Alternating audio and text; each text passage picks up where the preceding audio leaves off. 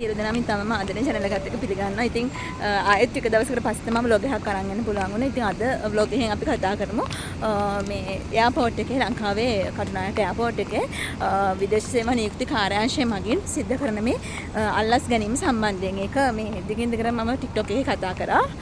මායි සාරක්කයි දෙන්නම. ඉතින් මේක මෙහි ඉඳලා කතා කර යුතු දෙයක් නෙමෙයි. අත්‍තරම ලංකාවේ වෙන්න ඕන දෙයක් මේක. ඔයාලා දන්නවා ඩුබායි වලට විතරක් නෙමෙයි මැද පෙරදිග කලාපයට විසිට් වීසා එන බහුතරයකගෙන් ප්‍රශ්න කිරීම සිද්ධ කරනවා විදේශ සේවා නියුක්ති කාර්යාංශයේ කවුන්ටර් එක මගින්. ඒ කියන්නේ හයේ කවුන්ටර් එක මගින්.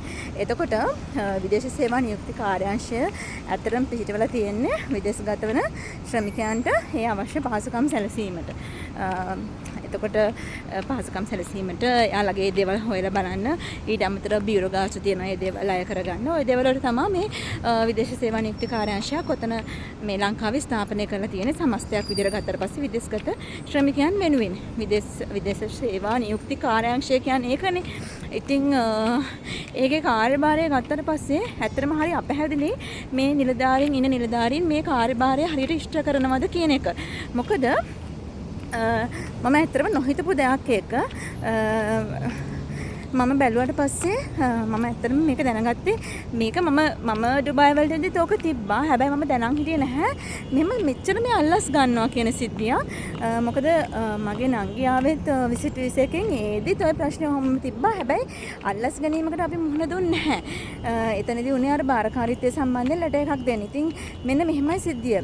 ඩුබායි වලට එනවා නම් කෙනෙක් විසිට් වීසා එකක් ඇප්ලයි කරනවා කියනකො මම මෙතනදී පළවෙනියටම කියන්න ඕන මම කිසිසේත්ම කියන්නේ නැහැ මේ විසිට් වීසා වලින් එන එක ප්‍රවර්ධනය කිරීමේ දෙයක් මෙතන නැහැ ඇත්තටම. එහෙම දෙයක් නෙමෙයි වෙන්නේ. මම මේ කියන්නේ අපිට මැද පෙරදිග කලාපයට හැමෝටම විදේශ රැකියා මොනවද ඒජන්සි හරහා එන්න බෑ. ඒක තමයි ඇත්තම කතාව. ඉතින් මේ ඒජන්සි හරහා හැමෝටම එන්න බෑනේ. සමහර ප්‍රොෆෙෂනල් වලට විතරයි. කියන්නේ ගෘහ සේවයට, රියදුරු වලට, ඊට පස්සේ හොටෙල් ශාස්ත්‍රයට මේ වගේ ශාස්ත්‍ර කිහිපයකට විතරයි මෙන්න මේ විදේශ රැකියා නියෝජිත ආයතන හරහා එන්න පුළුවන්කම තියෙන්නේ. ඉතින් අනිත් හැමෝම එක්කෝ ලංකාවේ ඉඳලා ඇප්ලයි කරලා එම්ප්ලොයිමන්ට් වීසා එකක් හදා ගන්නවා. හැබැයි සමහර ප්‍රොෆෙෂන් දෙනවා කොච්චර ඔයාලා අවුරුදු ගාණක් ඇප්ලයි කරත් ලංකාවේ ඉඳලා ඇප්ලයි කරත් ඉන්ටර්විව් එකක්වත් දෙන්නේ නැති. ඉතින් එයාලා එන්නේ මෙහාට විසිට් වීසා එකකින් හරි ඔය කියන අර මම අර කියන හොර වීසා එක දෙන ෆ්‍රීලාන්ස් වීසා එකකින් හරි තමයි මෙහාට එන්නේ. එතකොට ඒ මොන එකකින් ආවත් එන්නේ මෙහාට ජොබ් එක හොයාගන්න. හැබැයි ඔයාලා දන්නවා මේ ෆ්‍රීලාන්ස් වීසා එකකින් කියන එකෙන් එන කට්ටියව එහෙම ප්‍රශ්න කිරීමකට ලක් කරන්නේ නැහැ. යාළුවා තියෙන ජොබ් හොයාගන්න තමයි. ඉතින් යාළුවා එහෙම ප්‍රශ්න කිරීමකට ලක් කරන්නේ නැහැ. මෙන්න මේ විසිට් වීසා හෝල්ඩර්ස්ලා තමයි ප්‍රශ්න කරන්නේ. විසිට් වීසා එකක් ඕනම ගවර්න්මන්ට් එකකින් ඉෂුව කරාට පස්සේ ඒ පුද්ගලයාට හිමිකමක් තියෙනවා ලංකාවෙන් හරි ඕනම රටකින් බැහැරලා ඒ අදාළ රටට යන්න. නීති අනුකූල මේ කියන්නේ මොනවද අධිකරණය මගින් කිසිම විරෝධයක් නැත්තම්. ඉතින් එහෙම නැති කට්ටිය මේ රටවලට එනවා. ඉතින් මේ රටෙන් තමයි වීසා එක ඉෂුව කරන්නේ. ඇත්තටම මේ රටින් ග්‍රාන්ට් කරන වීසා එකට අපේ ලංකාවේ කවුන්ට් එකක් මගින් කොහොමද එන්න දෙන්නේ නැහැ කියලා කියන්නේ. ඒක හරිය මේ කියන්නේ ඒක එතන තර්කයක් නැහැ. ඇත්තටම දාන්න තර්කයක් කිසිම දෙයක් නැහැ. මොකද මෙහෙන් වීසා රිජෙක්ට් කරනවා නම් එන්න බෑ. ඔයාලා දන්නවා මෙහි වීසා රිජෙක්ට් කරපු දවස් ඕන තරම් තිබ්බා. මගේ අර කලින් වීඩියෝ එකේ දැම්මා වීසා රිනිවල් කරපු නැති මාස් තිබ්බා මෙහි. මෙහි ඉමිග්‍රේෂන් රූල්ස් වෙනස් වෙන විදිය කාටවත් හිතා ගන්න බෑ. අග්ගාල ඒවා වෙන එහෙම වෙනවා. සමහරක් වෙලාවට හොඳ අතර සමහරක් වෙලාවට හිතා ගන්නවත් බැරි විදිහට. ඉතින් ඒක තමයි මේ රටේ ස්වභාවය. එතකොට සාමාන්‍ය විසිට් වීසා හෝල්ඩර් කෙනෙක්ට මෙන්න මේ රික්වයර්මන්ට්ස් තුන තියෙනවා. එකක් තමයි ඩිරාම් 3000ක් අතේ තියෙන්න ඕන. ඊට පස්සේ ප්‍රූෆ් ඔෆ් ඇකොමඩේෂන් එක. ඔයාලා ඉන්නේ කොහෙද කියන එක ඔයාලා ප්‍රූව් කරන්න ඕන. ඊට පස්සේ ඔරිජිනල් රිටර්න් ටිකට් එක. ඉතින් ඔය තුන තියෙනවා නම් මෙහෙන් සාමාන්‍ය විසිට් වීසා එක ග්‍රාන්ට් වෙනවා. ඒක තමයි සාමාන්‍ය දේ. ඔය ඕක නැති කට්ටියගේ විසිට් වීසා එක ඉෂුව වෙන්නේ නැහැ. ඉතින් දැන් ඔය තුන තියෙන කට්ටියට විසිට් වීසා එක ග්‍රාන්ට් වුණාට පස්සේ ඉමිග්‍රේෂන් එකෙනුත් නෙමෙයි මෙයාලා මේ හරවල යවන්නේවත් අල්ලස් ගන්නවත් මේක කරන්නේ මෙන්න මේ විදේශ සේවා නියුක්ති කාර්යාංශය මගින් ස්ථාපනය කරලා තියෙන 6 කවුන්ටරේ ඉන්න කිහිප දෙනා විසින්.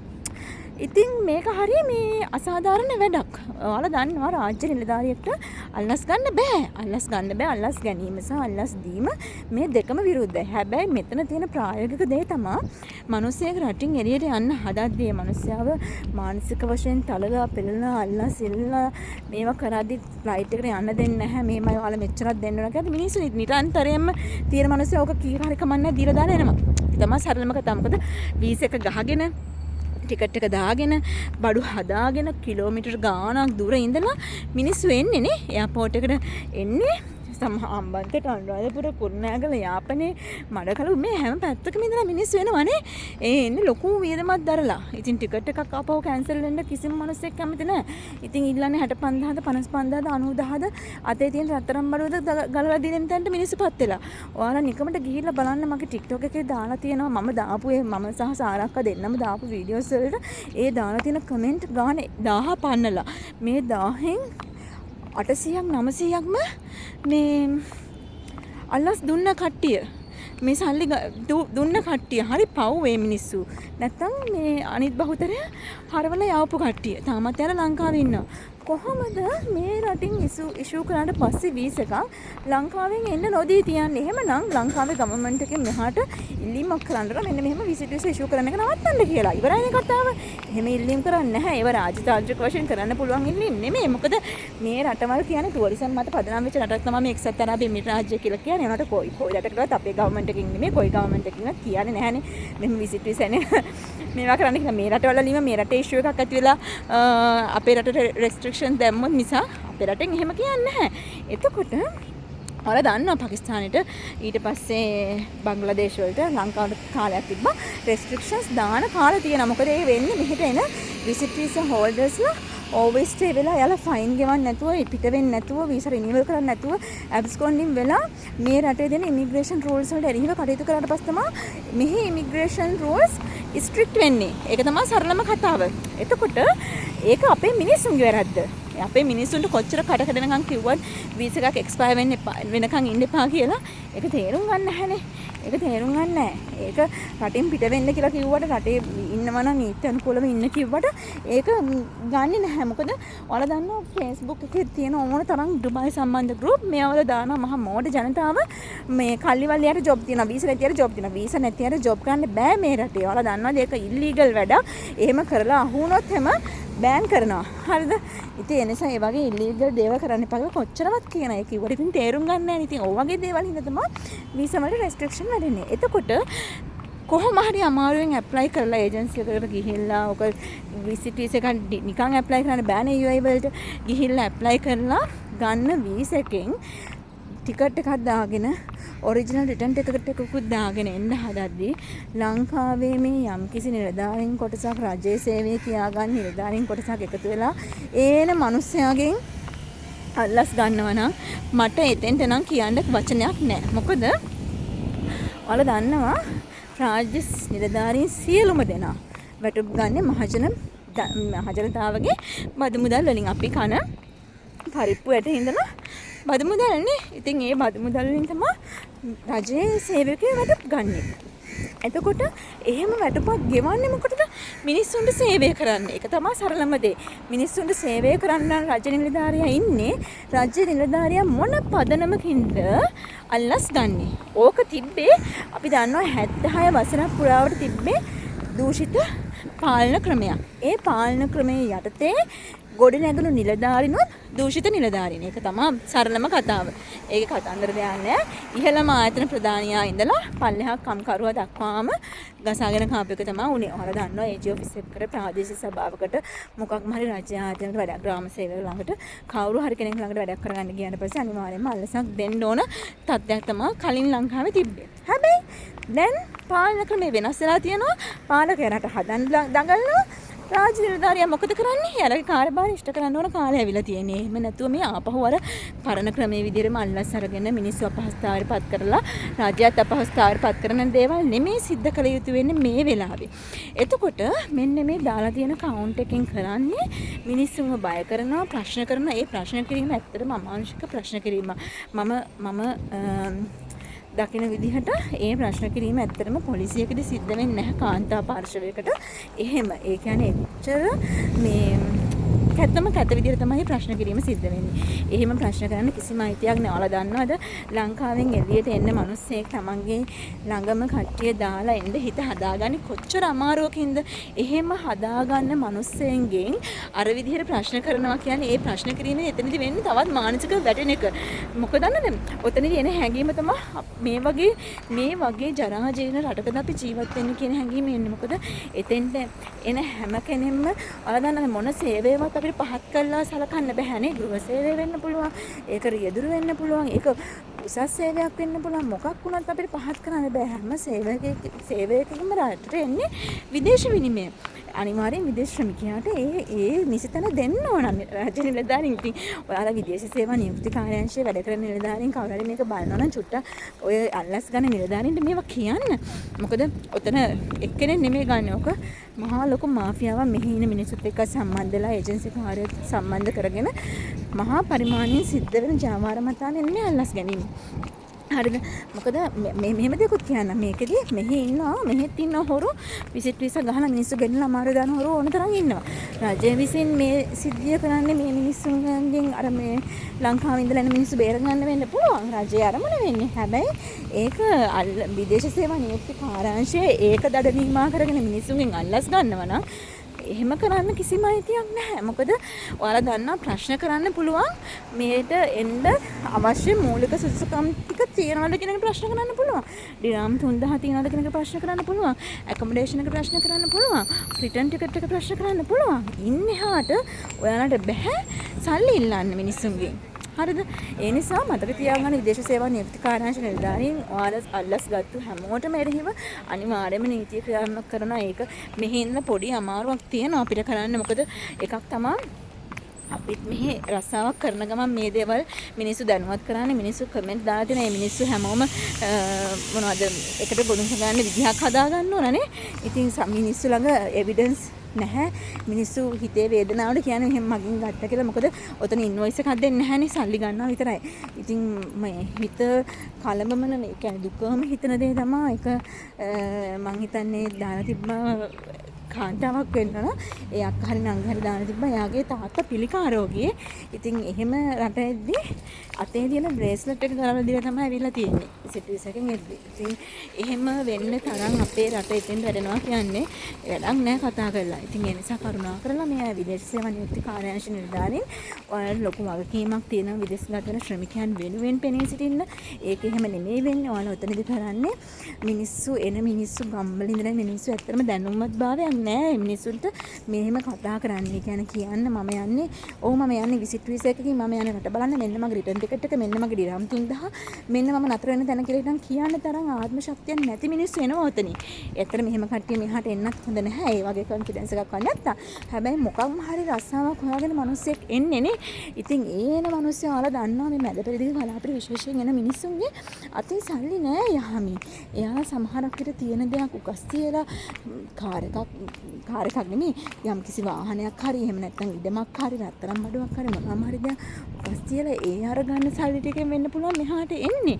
මොකද ඔයාලා දන්නා මේ රටේදී මම හැමතිස්සෙම කියන දෙයක් තමයි අතේ සල්ලි අරන් එන්නේ. මොකද මෙහි වතුර ගොඩක් නිකන් නැහැ මේ රටේ. හැමදේම සල්ලි වලට. ඉතින් එතකොට එහෙම වෙලා ඔයාලා හිතලා බලන්න අපේ මිනිස්සු මෙහෙම හැසිරෙන එක හරිද කියලා.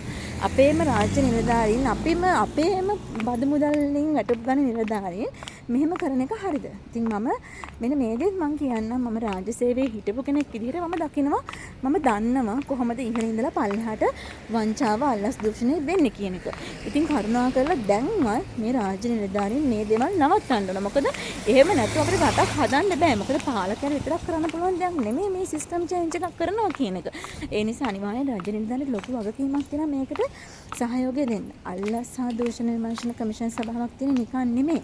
මේ දේවල් ගැන මෙහෙම මාධ්‍යවල යද්දි, සමාජ මාධ්‍යවල යද්දි උපාධූතයන් යවලා මේ කරන නිලධාරීන්ට නිසි දඬුවම් ලබා දෙන්න තමයි මේ දේවල් තියෙන්නේ. මම දන්නා තාමත් මේ සම්බන්ධයෙන් මිනිස්සු නිහඬයි කියලා. මිනිස්සු නෙමෙයි අදාළ නිලධාරීන් නිහඬයි කියලා. මොකද ඔය කවුන්ට් එකේ මම දන්න විදිහට සහ මේ හැමෝම කියන විදිහට වැඩ කරන්නේ කිහිප දෙනෙක් රොටේෂන් එකක් ඔතන යන්නේ. ඔය කියන නිලධාරීන් විතරමයි ඔතන සල්ලි ගන්නේ. ඒ මිනිස්සුන්ව අල්ලගන්න පුළුවන් මිනිස්සු පෙනුමත් එක්ක දාලා තියෙනවා සහ අපිට වොයිස් රෙකෝඩ්ස් තියෙනවා මේ සල්ලි ඉල්ලන අල්ලස් ඉල්ලන එකේ වොයිස් රෙකෝඩ්ස් ඕන තරම් තියෙනවා මේ සල්ලි ඉල්ලන හැටි මේ මෙච්චරක් දෙන්න මම මේක කරලා දෙන්න දැන් නිකන් කිසි දෙයක් දෙන්නේ නැහැ නේ මේකට මෙච්චරක් ගන්නවා කටක් කරලා මං කල්පනා කරේ වහද්දි කටක් කරලා කොහොමද මේ මිනිස්සු මේක කියන්නේ කියන එක ඉතින් මෙහෙත් ඉන්නවා හොරු මෙහි ඉන්න හොරු ගැන මම වෙනම කතා කරන එක මම නිතරම කියන දෙයක්නේ මේ ඩුබායි වල ඉන්න හොරු ගැන. ඉතින් ඩුබායි වල ඉන්න හොරුන්ට අහු නොවි කොච්චරවත් කියන රට එන්න කියලා ඒ හොරුන්ට අහු නොවි එන්න කියලා. හැබැයි බහුතරයක් 90%ක් මෙන්නේ හොරුන්ට අහු වෙලා. ඉතින් ඒක වෙනම කතා කරමු. හැබැයි මෙතනදී මම මේ කතා කරන්නේ SLBFA එක නිලධාරීන් ගත්තට පස්සේ කරුණාකර වහාම ක්‍රියාත්මක කරන පරිදි බලධාරීන් මෙයාලට විරුද්ධව නීති අනුකූලව පියවර ගන්න ඕන. ඒ මිනිස්සු රාජ්‍ය සේවයට සුදුසු මිනිස්සු නෙමෙයි.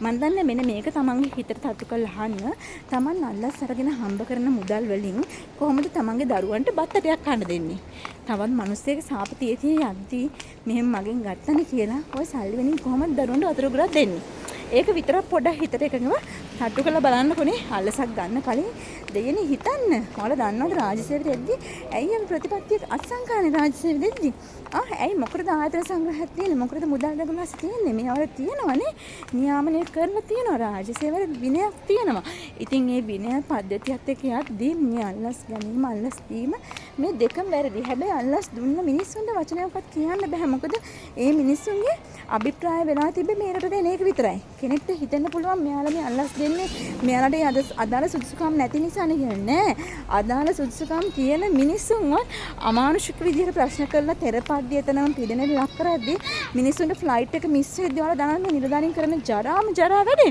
එයාපෝට් එකට සාමාන්‍යයෙන් චෙක් ඉන් වෙන පැය දෙකක කරලා චෙක් ඉන් වුණාම හොඳටම ඇති ඒක අපි දන්නවනේ පැය දෙකක් ඇතුළත චෙක් ඉන් වෙන්න පුළුවන් මෙහෙම චෙක් ඉන් වෙන්න එද්දි මෙයාලා කරන්නේ මෙයාලා පැය එකමාරකට වැඩිය අර කවුන්ටර් එකේ තියාගෙන ප්‍රශ්න කරනවා ඒතර මොකද කරන්නේ ෆ්ලයිට් එක ඔටෝමැටිකලි මිස් වෙනවා.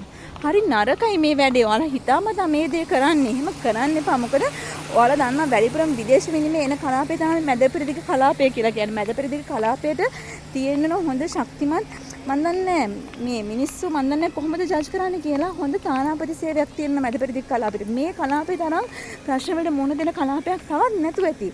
විදේශ ශ්‍රමිකයන් මේ කලාපේ තමයි හොඳටම ප්‍රශ්න වලට මුහුණ දෙන්නේ. අර සෞදි අම්මා නැති වෙච්ච එක එතන ඒ දුව පැමිණිලි කරන්නේ අප්‍රේල් 3 වෙනිදා. අම්මා නැති වෙන අප්‍රේල් 20 ගණන් සති 3ක් SLBFA එකේ නිලධාරීන් ඉන්නේ. පැමිණිල්ල අරගන්නේ නිකම් පොතක ලියන්න නෙමෙයිනේ. ඒකට ක්‍රියාත්මක වුණා නම් මෙහි එම්බසි එකත් එක්ක එක්කවලා අර අම්මලා ගෙන්න ගත්තා නම් අදටත් ඒ අම්මා ජීවිතුන් අතර. ඉතින් SLBFA එකේ නිලධාරීන්ගේ කාර්යභාරය මේකද? මිනිස් ජීවිත බෙල්ලට යද්දී බලන් ඉන්නකද මන් දන්නේ මොකටද ওই නිලධාරීන් ඉන්නේ උතන කියන එක ප්‍රශ්නාර්ථයි. ඉතින් වහාම ක්‍රියාත්මක වන පරිදි මේ නිලධාරීන් සියලුම දෙනාට එරෙහිව නීතිය ක්‍රියාත්මක කරන්න දූෂණයෙන් තොර කස්ටමර් සර්විස් තියෙන මේ නිලධාරීන් විශේෂයෙන්ම ප්‍රියමනාපව hina වෙන්න පුළුවන් කතා කරන්න පුළුවන් නිලධාරීන් ඔතෙන්ට දාන්නේ නැහැ මිනිස්සුන්ට අර රටින් එළියෙද්දී අර අප්‍රසන්න හැඟීමක් දෙන්න එපා මෙන්න මේ දූපතට ආපහු කවදාකවත් එන්නම් හොඳ නැහැ වගේ හැඟීමක් දෙන්න එපා. ඔතන ඉන්න SLBFA එකේ නිලධාරීන් මොකද මේ මිනිස්සු හැමෝම යන්නේ අනේ ආපහු කවද්ද දෙන්නේ එන්න පුළුවන් වෙන ජොබ් එක හොයාගෙන ගෙදරට කීයක් හරි දාලා එන්න පුළුවන් වෙන කවද්ද කියන ඒ හැඟීමත් එක්ක තමයි මිනිස්සු ගෙවල් වලින් එන්නේ. ඉතින් ඒ නිසා ඒක අර තල්ල පොඩි කරලා දාන්න එපා මිනිස්සුන්ට. මිනිස්සු හරි අමාරුවෙන් හදාගන්න හිත එතනම කුඩු පට්ටම් කරලා දාගන්න එපා. ඒ නිසා ඉතාමම කරුණාවෙන් ඉල්ලා සිටිනවා මේ වෙද්දී අල්ලසරන් තියෙන සියලුම නිලධාරීන්ට වෙරිව නීතිය ක්‍රියාත්මක කරන්න මේ ඉස්සරහට එන විසිට වීසා හෝල්ඩර්ස්ලා දෙන්න එපා කිසිම කෙනෙක්ට සල්ලි. ඔයාලගෙන් කවුරු හරි කෙනෙක් සල්ලි ඉන්නවා නම් ඕනම රාජ්‍යායතනයක කවුරු හරි කෙනෙක් ඉන්නවා නම් අනිවාර්යෙන් රෙකෝඩ් කරලා දාන්න. කිසිම ප්‍රශ්නයක් නැහැ. අපි අපිට පුළුවන් විදිහට මේ හැමදේම වෙනුවෙන් මැදිහත් වීම කරනවා. මෙතනදී මේ මොකද රජයක් පතලා ඉන්නවා. එයාලා ඒ දේවල් ටික විධිමත්ව කරගෙන යද්දී රාජ්‍ය නිලධාරීන් සපෝට් එක දෙන්නේ නැත්නම් ඇත්තටම ඔයාලා රාජ්‍ය නිලධාරී විදිහට සුදුසු නෑ රාජ්‍ය සේවයට. ඒක තමයි සරලම කතාව. ඉතින් මේක වැඩි ගොඩාක් දේවල් තියෙනවා කතා කරන්න. ඉතින් අද vlog එක ටික දිගුණා. මොකද කටි සමහරක් අය දාලා තිබ්බ කමෙන්ට් කරලා තිබ්බ අකේ ටිකක් අඩු කාල සීමාව අඩු vlog දාන්න කියලා. මේ ඔන්න ඔහොම දෙයක් තමයි දැන් මේ දවස්වල සිද්ධ වෙන්නේ. ඒ නිසා හැමෝම අවධානයෙන් ඉන්න. කිසිම කෙනෙක් අල්ලස් දෙන්න එපා. පුළුවන් තරම් තමන් කතා කරලම එන්න බලන්න. හරි එහෙනම් අද vlog එක මෙතනින් එන්ඩ් කරනවා. මේ රස්නේ ලේසි නෑ මේ සමයක නම් එන්න එපා. කලින් vlog එකෙත් ඒක කිව්වා. එහෙනම් ඊළඟ vlog එක අරන් එනකන් හැමෝම channel එකත් එක්ක ඉන්න.